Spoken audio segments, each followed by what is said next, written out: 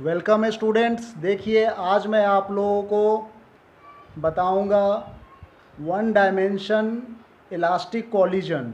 ठीक है, one dimension elastic collision क्या होता है इसके बारे में समझिए। वन डायमेंशनल में मतलब एक ही डायरेक्शन में रहेंगे एक्स एक्सिस के लॉन्ग में, ठीक है ना, उसको कहते हैं वन डायमेंशन। और इलास्टिक कोलिजन करने का मतलब मान लीजिए दो बॉल है, दोनों के बीच में कोलाइड हो गया, ठीक है, at the time of collision, और ये आफ्टर द कोलिजन, ये बिफोर कोलिजन हो गया।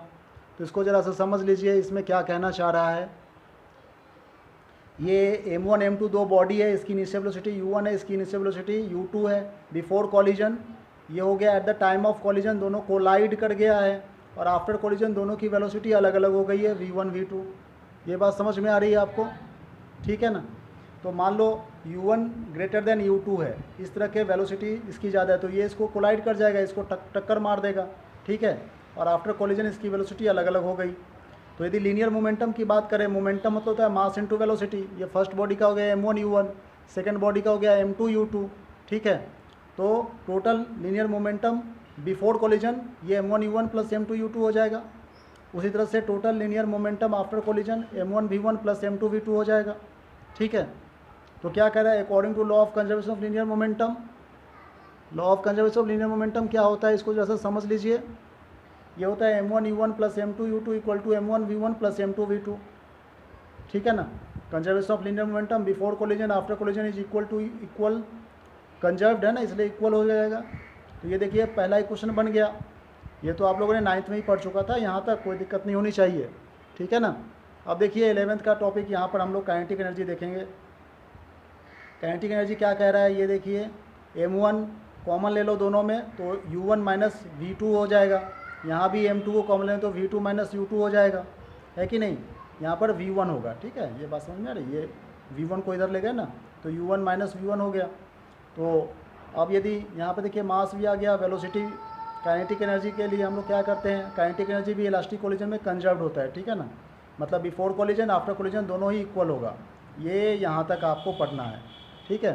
तो इसमें क्या कह रहा है बच्चों, ये देखिए half m1 u1 square plus half m2 u2 square, मतलब kinetic energy of first body, kinetic energy of second body before collision, दोनों काइनेटिक एनर्जी, ठीक है ना, that is equal to after collision, दोनों का काइनेटिक एनर्जी दोनों equal होता है।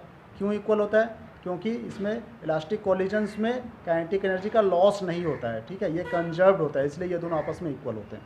ये बात क्लियर है। तो ये आप नोट डाउन कर लेंगे यहाँ से लेकर के यहाँ तक। ये है वन डायमेंशन मोशन का इलास्टिक कोलिजन का डेरिवेशन, ठीक है। ये आप यहाँ से लिखेंगे वन डायमेंशन इलास्टिक कोलिजन, बस यही हेडिंग है, ये सब कुछ लिखने की ज़रूरत नहीं है, ठीक है। One dimension elastic collision. अब यदि हम लोग टू डायमेंशन इलास्टिक कोलिजन की बात करें तो वो भी देख लेते हैं साथ के साथ ही।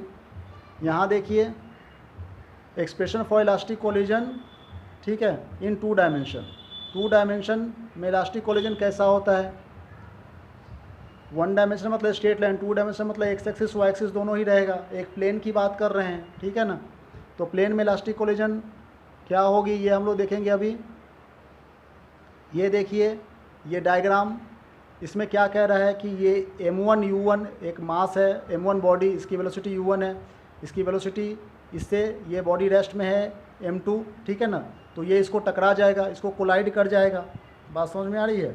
तो कोलाइड करने के बाद ये दोनों बॉडी अलग अलग डायरेक्शन में चले गए। m1 v1 हो गया, इस बॉडी की वेलोसिटी चेंज हो गई, और इस बॉडी की m2 v2 हो गया, ठीक है ना। तो इसको कहते हैं हम लोग प्लेन में मूव करना, ठीक है। यहाँ पर थीटा डिग्री एंगल बन रही है, एक्स एक्सिस के लॉन्ग में थीटा डिग्री एंगल बना रही है, और यहाँ भी थीटा डिग्री एंगल है। तो ये जो एक्स एक्सिस के लॉन्ग में है जिसके साथ में थीटा होता है उसको हम लोग कहते हैं, मतलब ये v1 को रिजॉल्व कर रहे हैं, ठीक है ना। तो ये हो जाएगा v1 cos थीटा 1, और जिसके साथ में थीटा नहीं है वो हो जाएगा v1 sin थीटा 1, ठीक है। यहाँ पर देखो ये v2 है, इसको रिजॉल्व कर रहे हैं, v2 cos थीटा 2, ये हो जाएगा v2 sin थीटा 2। क्लियर। तो हमने इस एक्स एक्सिस के लॉन्ग में रिजॉल्व कर दिया, ये वाई एक्सिस के लॉन्ग में रिजॉल्व कर दिया है। ये बात कुछ समझ में आ रही है आपको। तो according to law of conservation of linear momentum की बात करें तो बिफोर कॉलिजन ये इसकी मोमेंटम ये रेस्ट में थी इसलिए 0, और इसकी मोमेंटम m1 u1 हो गई। आफ्टर कोलिजन दोनों की वेलोसिटी अलग अलग हो गई थी, तो m1 v1 ये फर्स्ट बॉडी की, ये सेकेंड बॉडी की मोमेंटम m2 v2 है, ठीक है ना। ये हम लोगों ने लिख दिया, तो ये हमारा इक्वेशन बन के आ गया। Law of conservation of linear momentum के कारण ये इक्वेशन बना फर्स्ट इक्वेशन, ठीक है। अब यदि हम लोग बात करें सेकेंड इक्वेशन की, यहाँ तक हमें फाइंड आउट करना है कि काइनेटिक एनर्जी क्या होती है, ठीक है। ये इक्वेशन 4 तक हमें पढ़ना है इसमें, कि 2 डायमेंशन में देखिए काइनेटिक एनर्जी भी कंजर्व होती है, तो क्या फॉर्मूला बनती है। 1 डायमेंशन का भी मैंने थोड़ी देर पहले सिखाया, ये 2 डायमेंशन का सिखा रहा हूँ, ठीक है। तो देखिए एक्स एक्सिस के लॉन्ग में जो इक्वेशन बन रही है वो m1 u1 हो गया, और यहाँ पर m1 into v1 cos theta 1 हो जाएगा, plus m2 v2 cos theta 2 हो जाएगा दोनों बॉडी का। एक्स एक्सिस के लॉन्ग में total momentum before collision, total momentum after collision, दोनों का देखो दोनों सेम डायरेक्शन में हो रहा है, इसलिए दोनों एडेड हो गया यहाँ पर। ये बात कुछ समझ में आ रही है। ये हो रहा है तो आपका एक्स एक्सिस के लॉन्ग में law of conservation of linear momentum. यहाँ पर वेलोसिटी क्या है, v1 cos थीटा 1 है, ये m1 बॉडी की, और m2 बॉडी की है v2 cos थीटा 2, दोनों को ऐड कर देंगे आफ्टर कॉलिजन। ये बिफोर कॉलिजन हो गया। y एक्सिस के लॉन्ग में क्या होता है, y एक्सिस के लॉन्ग में तो ऊपर में तो बॉडी ऊपर तो नहीं गई ना, 3 डायमेंशन में तो नहीं गई, 2 डायमेंशन में ही रही, एक्स और y एक्सिस में ही रही, हाइट में तो नहीं जा रही है। हाइट में जाना मतलब ये z एक्सिस मतलब 3 डायमेंशन हो जाएगा, लेकिन हाइट तो नहीं है, इसलिए y एक्सिस जो है वो 0 हो गया, ठीक है ना।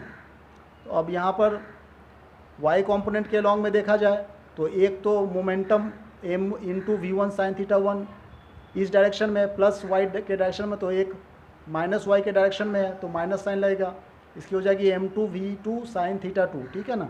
तो इन दोनों को माइनस कर दीजिए, तो ये एक्स एक्सिस के लॉन्ग में इक्वेशन निकल करके आ गया, ये y एक्सिस के लॉन्ग में निकल करके आ गया। लेकिन हम लोग क्या जानते हैं कि काइनेटिक एनर्जी जो है वो कंजर्व्ड होता है, तो before collision kinetic total kinetic energy की बात करें, इसकी तो रेस्ट में है तो इसकी 0 हो जाएगी, तो हाफ m1 u1 स्क्वायर हो जाएगा। आफ्टर कॉलिजन यदि हम लोग बात करें टोटल काइनेटिक एनर्जी की, तो इसमें क्या होता है m1 v1 square, half m1 v1 square plus half m2 v2 square, ठीक है ना। तो ये देखिए यहाँ भी इलास्टिक कॉलिजन है 2 डायमेंशन में, इसलिए इसकी काइनेटिक एनर्जी दोनों आपस में इक्वल है, इक्वल मतलब कंजर्व्ड है। Thank you very much.